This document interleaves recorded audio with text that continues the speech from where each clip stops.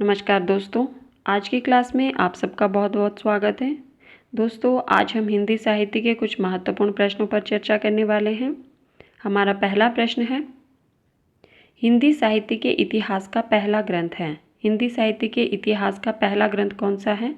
आपके पास ऑप्शन है, हिंदी साहित्य का इतिहास, मिश्र बंधु विनोद, इस्तवार द लाल लित्योत्तर एंदोई हिंदुस्तानी या शिव सिंह सरोज। तो इसका सही आंसर क्या होगा? बिल्कुल सही। जिन्होंने ऑप्शन नंबर सी बताया है उनका आंसर सही है। इस्तवार द लाल लित्योत्तर एंदोई हिंदुस्तानी जो है वो हिंदी साहित्य का पहला इतिहास ग्रंथ माना जाता है और इसके रचनाकार कारसद तासी हैं। हमारा अगला प्रश्न है, रामचंद्र शुक्ल का हिंदी साहित्य का इतिहास पहली बार कब प्रकाशित हुआ? रामचंद्र शुक्ल का हिंदी साहित्य का इतिहास पहली बार कब प्रकाशित हुआ था? आपके पास ऑप्शन है 1932 ईस्वी, 1929 ईस्वी, 1950 ईस्वी या 1945 ईस्वी। तो इसका सही आंसर क्या होगा? बिल्कुल सही। जिन्होंने ऑप्शन नंबर बी बताया है उनका आंसर सही है। रामचंद्र शुक्ल का हिंदी साहित्य का इतिहास पहली बार 1929 ईस्वी में प्रकाशित हुआ था। हमारा अगला प्रश्न है, मिश्र बंधु विनोद की रचना में शामिल नहीं थे। मिश्र बंधु विनोद की रचना में कौन शामिल नहीं थे? आपके पास ऑप्शन है, सुखदेव बिहारी मिश्र, गणेश बिहारी मिश्र, कृष्ण बिहारी मिश्र या श्याम बिहारी मिश्र। तो इसका सही आंसर क्या होगा? मिश्र बंधु विनोद जो कि मिश्र बंधुओं की रचना है, इसमें कौन शामिल नहीं था? बिल्कुल सही। जिन्होंने ऑप्शन नंबर सी बताया है उनका आंसर सही है। इसमें कृष्ण बिहारी मिश्र जो है वो शामिल नहीं थे। मिश्र बंधु 3 भाई थे, श्याम, शुक और गणेश। ठीक है। मिश्र बंधु विनोद 4 भागों में प्रकाशित है। इसके पहले 3 भाग जो है वो 1913 ईस्वी में प्रकाशित हुए थे और चतुर्थ भाग 1934 ईस्वी में प्रकाशित हुआ था। हमारा अगला प्रश्न है, हिंदी साहित्य की भूमिका के लेखक हैं। हिंदी साहित्य की भूमिका के लेखक कौन है? आपके पास ऑप्शन है, हजारी प्रसाद द्विवेदी, डॉक्टर नगेंद्र, रामचंद्र शुक्ल या नंदुलारे वाजपेयी। तो इसका सही आंसर क्या होगा? बिल्कुल सही। जिन्होंने ऑप्शन नंबर ए बताया है उनका आंसर ठीक है। हिंदी साहित्य की भूमिका के लेखक जो है वो हजारी प्रसाद द्विवेदी जी हैं और इसका रचनाकाल 1940 ईस्वी है। हमारा अगला प्रश्न है, आधुनिक हिंदी साहित्य का इतिहास किसकी कृति है? आधुनिक हिंदी साहित्य का इतिहास किसकी कृति है? आपके पास ऑप्शन है, रामस्वरूप चतुर्वेदी, डॉक्टर बच्चन सिंह, सूर्यकांत शास्त्री या गणपति चंद्रगुप्त। तो इसका सही आंसर क्या होगा? बिल्कुल सही। जिन्होंने ऑप्शन नंबर बी बताया है उनका आंसर सही है। आधुनिक हिंदी साहित्य का इतिहास जो है वो डॉक्टर बच्चन सिंह की कृति है। हमारा अगला प्रश्न, डॉक्टर गणपति चंद्रगुप्त ने हिंदी साहित्य का इतिहास किस शीर्षक से लिखा है? डॉक्टर गणपति चंद्रगुप्त ने हिंदी साहित्य का इतिहास किस शीर्षक से लिखा है? आपके पास ऑप्शन है, हिंदी साहित्य का आलोचनात्मक इतिहास, हिंदी साहित्य युग और प्रवृत्तियाँ, हिंदी साहित्य का वृहत इतिहास या हिंदी साहित्य का वैज्ञानिक इतिहास। तो इसका सही आंसर क्या होगा?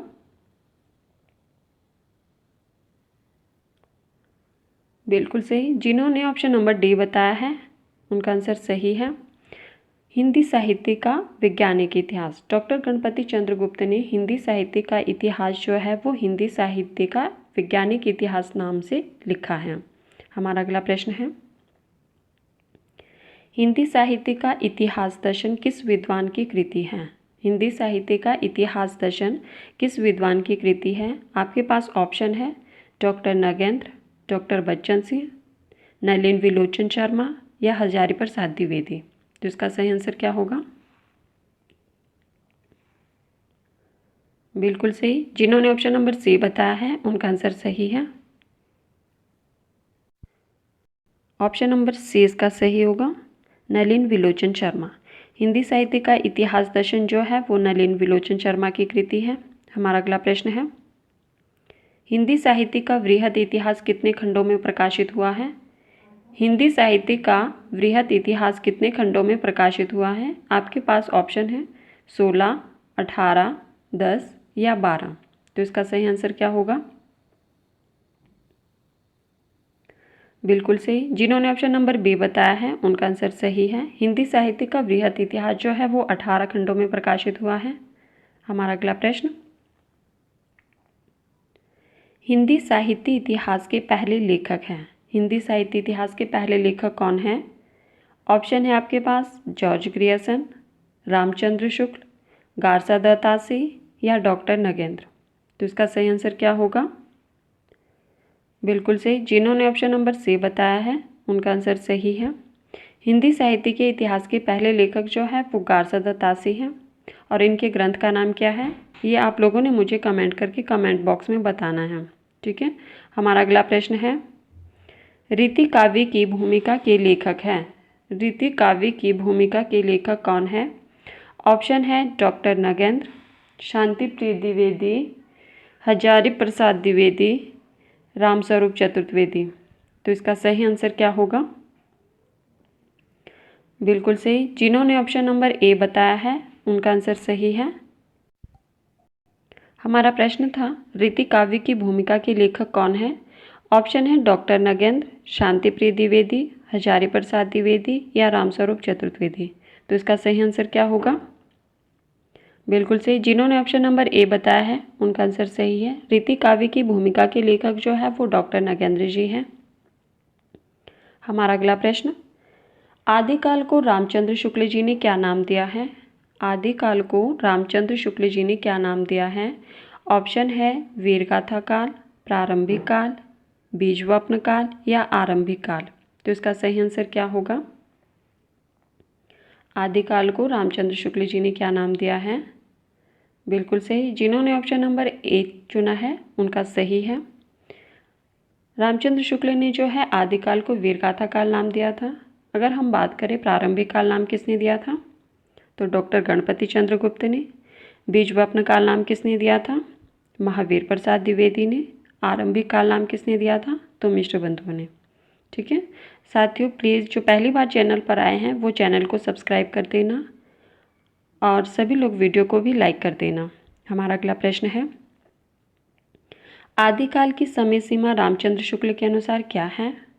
आदिकाल की समय सीमा रामचंद्र शुक्ल के अनुसार क्या है?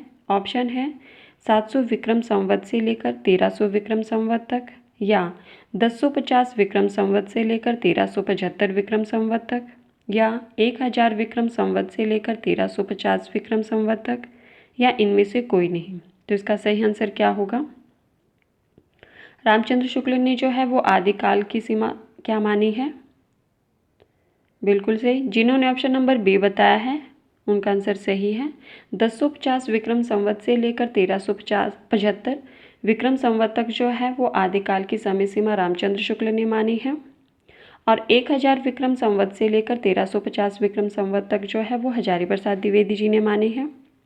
और अगर हम बात करें कि 700 विक्रम संवत से लेकर 1300 विक्रम संवत तक किसने माना है आदिकाल का समय, तो ये आप लोगों ने मुझे कमेंट बॉक्स में कमेंट करके बताना है। हमारा अगला प्रश्न है, संदेश रासक की रचयिता हैं। संदेश रासक की रचयिता कौन है? ऑप्शन है अमीर खुसरो, स्वयंभू, अब्दुल रहमान या चंदवरदाई। तो इसका सही आंसर क्या होगा? संदेश रासक किसकी रचना है? संदेश रासक बिल्कुल सही। जिन्होंने ऑप्शन नंबर सी बताया है उनका आंसर सही है। संदेश रासक के रचयिता अब्दुल रहमान है। इसमें 226 छंद है और यह 3 प्रक्रमों में विभाजित है। हमारा अगला प्रश्न है, इनमें से किस रासो काव्य की रचयिता नरपति नाल है? इनमें से किस रासो काव्य की रचयिता नरपति नाल है? ऑप्शन है पृथ्वीराज रासो, विसलदेव रासो, परमाल रासो या खुमान रासो। तो इसका सही आंसर क्या होगा? नरपति नाल के रचयिता कौन है? बिल्कुल सही। जिन्होंने ऑप्शन नंबर बी बताया है उनका आंसर सही है। नरपति नाल जो है वो विसलदेव जो है वो नरपति नाल की रचना है और इसका रचनाकाल क्या है? 1155 ईस्वी। हमारा अगला प्रश्न, पृथ्वीराज रासो की रचयिता है। पृथ्वीराज रासो के रचयिता कौन है? ऑप्शन है आपके पास जगनेक, चंदवरदाई, पृथ्वीराज या जयानक? तो इसका सही आंसर क्या होगा? बिल्कुल सही। जिन्होंने ऑप्शन नंबर बी बताया है उनका आंसर सही है। पृथ्वीराज रासो के रचयिता कौन है? तो चंद्रवरदाई है। हमारा अगला प्रश्न, राहुल सांकृत्यायन ने हिंदी का पहला कवि किसे माना है? राहुल सांकृत्यायन ने हिंदी का पहला कवि किसे माना है? ऑप्शन है आपके पास सरहपाद, देवसेन, चंद्रवरदाई या इनमें से कोई नहीं। तो इसका सही आंसर क्या होगा? बिल्कुल सही। जिन्होंने ऑप्शन नंबर ए बताया है उनका सही है। राहुल सांकृत्यायन ने सरहपाद को हिंदी का पहला कवि माना है। हमारा अगला प्रश्न है, हिंदी की पहली रचना राहुल सांकृत्यायन के अनुसार है। हिंदी की पहली रचना राहुल सांकृत्यायन के अनुसार कौन सी है? आपके पास ऑप्शन है पृथ्वीराज रासो, श्रावकाचार, पौमचरयु या परमाल रासो। तो इसका सही आंसर क्या होगा? बिल्कुल सही। जिन्होंने ऑप्शन नंबर बी बताया है उनका आंसर सही है। राहुल सांकृत्यायन ने जो है वो श्रावकाचार को हिंदी की पहली रचना माना है। श्रावकाचार किसकी रचना है? तो ये देवसेन की है, 933 ईस्वी की। ठीक है। और पृथ्वीराज रासो किसकी रचना है? चंद्रवरदाई की। पौमचरयु किसकी रचना है? तो स्वयंभू की। और परमाल रासो किसकी रचना है? तो यह है जगनिक कवि की। हमारा अगला प्रश्न है, आदिकाल के रचित महाकाव्य कौन सा है? आदिकाल में रचित महाकाव्य कौन सा है? आपके पास ऑप्शन है पौमचरयु, पृथ्वीराज रासो, परमाल रासो या कीर्तिलता। तो आदिकाल का महाकाव्य कौन किसे माना जाता है? बिल्कुल सही। जिन्होंने ऑप्शन नंबर बी बताया है उनका आंसर सही है। पृथ्वीराज रासो को जो है वो आदिकाल का महाकाव्य माना जाता है। हमारा अगला प्रश्न है, इनमें से कौन सा कवि आदिकाल का नहीं है? इनमें से कौन सा कवि आदिकाल का नहीं है? ऑप्शन है आपके पास जगनीक, चंद्रवरदाई, अमीर खुसरो या नाभादास। तो इसका सही आंसर क्या होगा? बिल्कुल सही। जिन्होंने ऑप्शन नंबर डी बताया है उनका आंसर सही है। नाभादास जो है वो आदिकाल के कवि नहीं है, जबकि तीनों कवि जगनीक, चंद्रवरदाई और अमीर खुसरो आदिकाल के कवि माने जाते हैं। हमारा अगला प्रश्न है, आलाखंड किस रचना का दूसरा नाम है? आलाखंड किस रचना का दूसरा नाम है? आपके पास ऑप्शन है परमाल रासो, विसलदेव रासो, पृथ्वीराज रासो या खुमान रासो। तो इसका सही आंसर क्या होगा? बिल्कुल सही। जिन्होंने ऑप्शन नंबर ए बताया है उनका आंसर सही है। परमाल रासो आलाखंड का ही दूसरा नाम है।